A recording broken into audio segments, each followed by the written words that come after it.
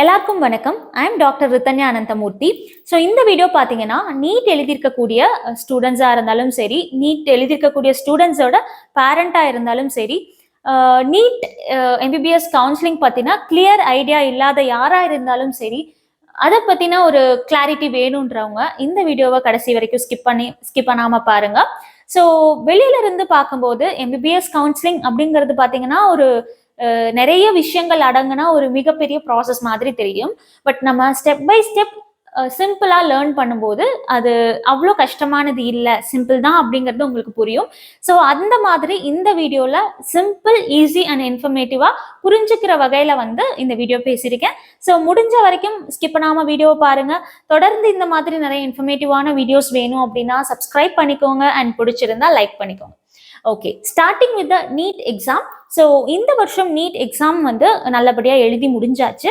So once எப்பயுமே NEET exam எழுதுனதுக்கப்புறம் அடுத்து என்ன நடக்கும் அப்படின்னு பார்த்தீங்கன்னா OMR ரிலீஸ்.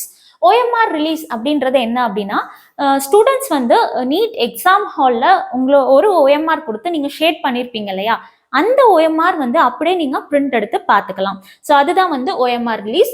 இது எதுக்காக அப்படின்னு பார்த்தீங்கன்னா, இப்போ எல்லாராலையும் MCQs எழுதிட்டு எது பண்ணியிருக்கோம் அப்படிங்கிறத ரிமூவ் பண்ணிக்க முடியாது.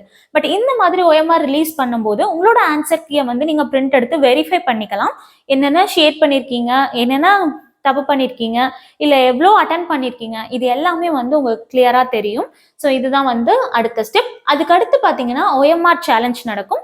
OMR சேலஞ்ச் அப்படின்னா என்ன அப்படின்னு பார்த்தீங்கன்னா, சப்போஸ் ஏதாவது ஒரு கொஸ்டினுக்கு டபுள் ஆன்சர் ஷேட் பண்ணியிருக்கீங்க. பட் ஏ ஆப்ஷன் லைட்டாக தான் ஷேட் பண்ணியிருக்கீங்க, பட் பி நல்லா பண்ணியிருக்கீங்க. உங்களுக்கு ஒருவேளை ஒரு பயம் இருக்கு, இது சப்போஸ் பி கன்சிடர் பண்ணாமல் ஏ பண்ணிடுவாங்களோ, இல்லை ரிஜெக்ட் பண்ணிடுவாங்களோ. உங்களுக்கு சப்போஸ் அது ரொம்ப முக்கியமான ஒரு இதுன்னு நினைச்சீங்கன்னா, நான் பி தான் ஷேட் பண்ணியிருக்கேன், அது இந்த மாதிரி மைன்யூட்டாக தான் நான் அதை மாதிரி பண்ணியிருக்கேங்கிற மாதிரி நீங்கள் சேலஞ்ச் பண்ணலாம். அண்ட் இதுக்கு பார்த்தீங்கன்னா ஒரு 200 rupees நீங்கள் பே பண்ணுற மாதிரி இருக்கும். ஸோ இதுதான் அதுக்கு அடுத்த ப்ராசஸ். அதுக்கு அடுத்து பார்த்தீங்கன்னா official answer key release and again challenge. So இது இப்போ வரைக்கும் நம்மளுக்கு கிடைச்சிருக்கக்கூடிய ஆன்சர் கீ ரெப்யூட்டட் இன்ஸ்டிடியூஷன்ஸோட ஃபேக்கல்டிஸ் கொடுத்த ஆன்சர் கீயை ஒழிய அஃபிஷியலா NTA ரிலீஸ் பண்ணது கிடையாது. ஸோ எக்ஸாமினேஷன் கண்டக்டிங் அத்தாரிட்டி பார்த்தீங்கன்னா NTA தான். So national testing agency. So அவங்க தான் அவங்க கொடுக்குற ஆன்சர்ஸ் தான் final. So NTA will release an answer key, அதுதான் final answer key. And even அந்த ஆன்சர் கீ ரிலீஸ் ஆனதுக்கு அப்புறம் கூட if you are feeling that the answer given by NTA is wrong, தப்பா இருக்குன்னா நம்ம சேலஞ்ச் பண்ணலாம் ஸ்டூடெண்ட்ஸ். ஸோ ஃபார் எக்ஸாம்பிள் ஒரு கொஸ்டினுக்கு பி ஆப்ஷன் தான் right, but NTA has given it as A. So majority of the people B தான் feel பண்ணுறீங்க, அதுக்கு ப்ராப்பரான எக்ஸ்பிளனேஷன் இருக்குன்னா நீங்கள் என்ன எக்ஸ்பிளைன் பண்ணுறீங்களோ உங்கள் எக்ஸ்பிளனேஷனை போட்டு நீங்கள் சேலஞ்ச் பண்ணலாம். If it is a valid thing அப்படின்னா ரீகன்சிடர் பண்ணி ஆன்சர் கீ கூட மாற்றுவாங்க. அதுதான் ஆன்சர் கீ சேலஞ்ச். அதுக்குமே பார்த்தீங்கன்னா ஒவ்வொரு கொஸ்டினுக்கும் 200 rupees பே பண்ணுற மாதிரி இருக்கும். ஸோ இதுதான் அடுத்த ப்ராசஸ். ஸோ ஒன்ஸ் இதெல்லாம் முடிஞ்சதுக்கு அப்புறம் பார்த்தீங்கன்னா நீட் 2025 ரிசல்ட், இந்த வருஷம் நீட் 2025 ரிசல்ட்ஸ் ரிலீஸ் ஆயிடும். ஸோ ஒன்ஸ் ரிசல்ட்ஸ் ரிலீஸ் ஆனதுக்கு அப்புறம் என்ன நடக்கும் அப்படின்னா கவுன்சிலிங் ப்ராசஸ் ஸ்டார்ட் ஆகும்.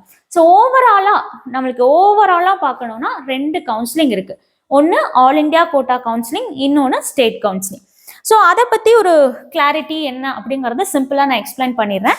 சப்போஸ் இப்போ நம்ம இந்தியாங்கிறது ஒரு பெரிய கண்ட்ரி. ஸோ இப்போ நம்ம நாடு ஃபுல்லா இருக்கு, பல்வேறு மாநிலங்கள் இருக்கு. நம்ம தமிழ்நாடு மாதிரியே அதர் ஸ்டேட்ஸ்லயும் எத்தனையோ மெடிக்கல் சீட்ஸ் இருக்கு. ஸோ இந்த மாதிரி நம்ம இந்தியாவில் இருக்கக்கூடிய என்டையர் மெடிக்கல் சீட்ஸ்னா இந்தியாவில் இருக்கக்கூடிய மருத்துவ கல்லூரிகள் எங்க வேணாலும் போய் படிக்கணும்னா அதுக்கு நடக்கக்கூடிய கவுன்சிலிங் தான் ஆல் இண்டியா கவுன்சிலிங். இல்லையா, ஒவ்வொரு ஸ்டேட்டுக்கும் தனிப்பட்ட கவுன்சிலிங் இருக்கும், அதுதான் ஸ்டேட் கவுன்சிலிங். ஸோ இதுக்கும் என்ன வித்தியாசம் அப்படிங்கிறத புரிஞ்சுக்கணும்னா, ஸோ ஃபார் எக்ஸாம்பிள் நிறைய ஸ்டேட்ஸ் இருக்கு. இப்போ நம்ம தமிழ்நாடு எடுத்துக்கலாம். எனக்கு நான் சிம்பிளா ஒரு டிராயிங் பண்ண தமிழ்நாடு, கேரளா, கர்நாடகா, ஆந்திரா, இந்த மாதிரி நமக்கு நிறைய ஸ்டேட் இருக்கு. இப்போ ஒவ்வொரு ஸ்டேட்லயுமே எவ்வளோ சீட்ஸ் இருக்கோ அதை 100% சீட்ஸ்ன்னு எடுத்துக்கோங்க. ஸோ இருக்கிற 100% சீட்டு வந்து 85% 85% பார்த்தீங்கன்னா அவங்களோட ஸ்டேட்டுக்கு கொடுத்துருவாங்க. பட் அதுவே மீதி இருக்கக்கூடிய 15% பார்த்தீங்கன்னா ஸ்டேட்டுக்குங்கிறது மட்டும் கிடையாது, ஆல் இண்டியா கோட்டாக்கு கொடுத்துருவாங்க. ஸோ இந்த மாதிரி ஒவ்வொரு ஸ்டேட்லேயுமே இந்த ரூல் தான், 15/85 தான். இப்போ கேரளாவில் எடுத்துட்டீங்கன்னாலும் கேரளாலையும் அப்படிதான், 15% அவங்க ஆல் இண்டியா கோட்டாக்கு கொடுத்து தான் ஆகணும். மீதி 85 தான் கேரளைட்ஸ். ஸோ இதுல என்ன வித்தியாசம்னா, இந்த 85% பார்த்தீங்கன்னா இப்போ நம்ம ஸ்டேட்னு எடுத்துட்டோம்னா தமிழ்நாடு ஸ்டூடெண்ட் மட்டும் தான் படிக்க முடியும், அதர் ஸ்டேட் அதெல்லாம் வரவே முடியாது. ஓகேங்களா? அதே போல இந்த 15% எடுத்துக்கிட்டோம்னா it is open to Indians. எந்த ஸ்டேட் ஸ்டூடெண்டா இருந்தாலும் சரி, மார்க் இருந்தா போதும், அவங்க ஆல் இண்டியா கோட்டா கவுன்சிலிங்ல பார்ட்டிசிபேட் பண்ணி அது மூலமா சீட் எடுத்தாங்கன்னா வரலாம்.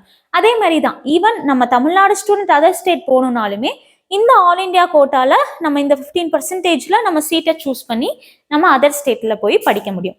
ஸோ இதுதான் வந்து all India quota and state quota counselling. All India quota கவுன்சிலிங்கிறது இந்தியா ஃபுல்லாக எந்த ஸ்டேட்ல படிக்கணும்னாலும் நம்ம பார்ட்டிசிபேட் பண்ணி எடுத்துக்கணும். ஸ்டேட்டுங்கிறது ரெஸ்பெக்டிவ் ஸ்டேட்டுக்கான கவுன்சிலிங். ஸோ இதுதான் வந்து இந்த ப்ராடா ரெண்டு கவுன்சிலிங்.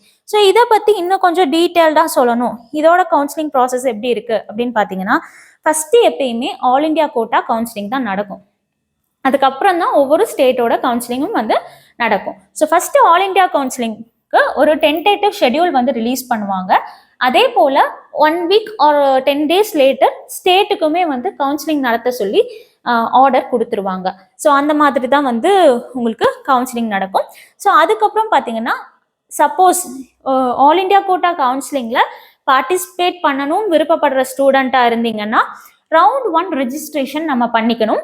ஸோ ரெஜிஸ்ட்ரேஷன் பண்ணுறதுக்கு எந்த ஃபீஸும் கிடையாது. ஆன்லைனில் போயிட்டு நம்ம அந்த மாதிரி போர்ட்டலில் போய் நம்ம க்ரிடென்ஷியல்ஸ் போட்டு நீங்கள் ரெஜிஸ்ட்ரேஷன், உங்கள் மார்க்கு இதெல்லாம் போட்டு நீங்கள் ரெஜிஸ்ட்ரேஷன் ப்ராசஸ் பண்ணிடணும். இதுதான் வந்து ரவுண்ட் 1 ரெஜிஸ்ட்ரேஷன். அதுக்கப்புறம் பேமெண்ட் அப்படின்றது வந்து பார்த்தீங்கன்னா, எந்த கோட்டால சீட் எடுக்கணும்னு நினைக்கிறீங்களோ அதுக்கு தகுந்த மாதிரி பேமெண்ட் பண்ணலாம். ஃபார் எக்ஸாம்பிள், கவர்மெண்ட் கோட்டால கிடைச்சா மட்டும்தான் நான் எடுப்பேன் அப்படின்ற மாதிரி இருக்கவங்க 5,000 நீங்க பே பண்ற மாதிரி வரும். அண்ட் இதுவே ஓப்பன் கேட்டகரியா இருக்கீங்க அப்படின்னா அவங்க கொஞ்சம் 10,000 பே பண்ற மாதிரி வரும். ஓகேங்களா?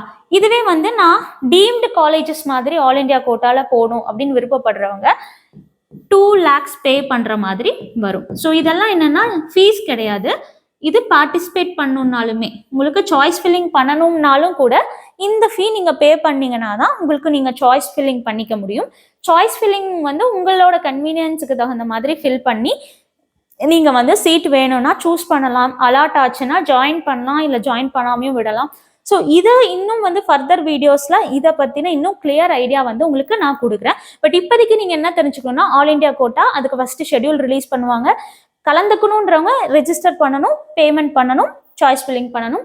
வேணும்னா சூஸ் பண்ணிக்கலாம், வேணாட்டி நம்ம விட்டுறலாம்.